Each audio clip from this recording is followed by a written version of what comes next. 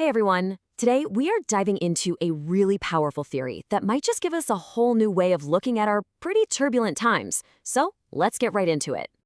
I mean, does it ever feel like the world is just lurching from one crisis to the next, with absolutely no rhyme or reason?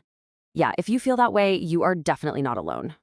But what if all this chaos isn't random at all? What if it's actually part of a predictable, repeating cycle that's been happening for centuries? Well, that's the core idea behind a theory called the fourth turning, which says history moves just like the seasons. Think about it. Early humans totally changed civilization once they figured out the seasons of nature, right? When to plant, when to harvest. It was a game changer. This theory suggests that history has its own seasons, and if we can learn to recognize them, we can get a whole lot better at preparing for what's coming next. Okay, so the basic building block of this cycle is something called a saculum. Now, that's a Latin word, and it basically just means a long human life. So think of it as one full cycle of the four seasons, spring, summer, autumn, winter, lasting about 80 to 90 years. The idea is, if you live a good long life, you'll see all four of them. So what exactly are these four seasons? The theory calls them turnings. Let's break down what each one feels like, because they each have a really distinct mood and character. All right, so the cycle kicks off with spring. The theory calls this the high. It's that post-crisis vibe. Everyone's optimistic, institutions are strong. But then comes summer, the awakening, and people start to challenge all those institutions. They're more focused on individualism. That leads us right into autumn, or the unraveling.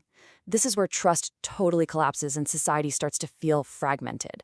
And all of this builds up to winter.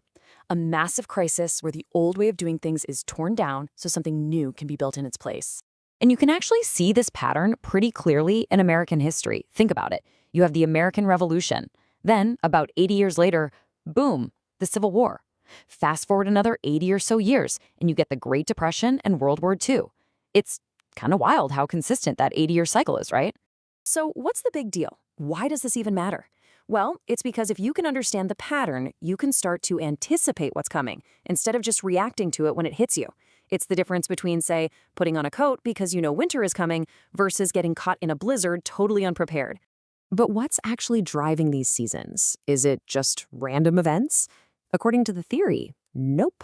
The real engine of this whole cycle is people. Specifically, it's the generations that live through each of these different eras. And this is the absolute key to the whole thing. It's a feedback loop. See, the time period you grow up in, the season you experience as a kid, it shapes your values for your entire life.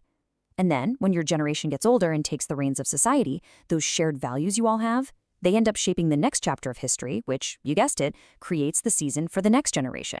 So this cycle creates these four distinct generational archetypes. You've got the prophets, think boomers, who are born in those optimistic high periods and grow up to be these very moralistic leaders. Then you get the nomads, like Gen X, who were raised in a much tougher time and become pragmatic survivors. They in turn raise the hero generation, like millennials, who are more protected and community-focused. And finally, you have the artists, like Gen Z, who are coming of age right in the middle of a crisis. And here's a perfect example of how that works. Look at the difference between Gen X and millennials. Gen X were the original latchkey kids, right? They grew up during a pretty chaotic social time, which made them super pragmatic and individualistic. So what did they do when they had kids? Well, they reacted to their own childhood by becoming these hyper-protective parents, raising the baby on board, team player, millennial generation. Okay, so this all brings us to the million-dollar question, doesn't it? If history really moves in seasons, which one are we in right now? Well, according to the theory's authors, the answer couldn't be clearer. We are deep in the middle of historical winter.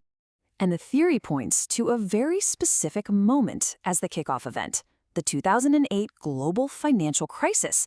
That was the catalyst, the big shock to the system that pushed us out of that autumn unraveling and straight into the fourth turning, the winter crisis period. So a fourth turning, or a winter, has a very specific feel to it. You see, trust in institutions just completely collapse. Individualism starts to take a back seat to demands for community. Political divisions go into hyperdrive, and it can seriously feel like the nation's very survival is at stake. But, and this is so important, it's also the time when all those huge problems that have been simmering for decades are finally dealt with. And that right there is the huge paradox of this whole theory.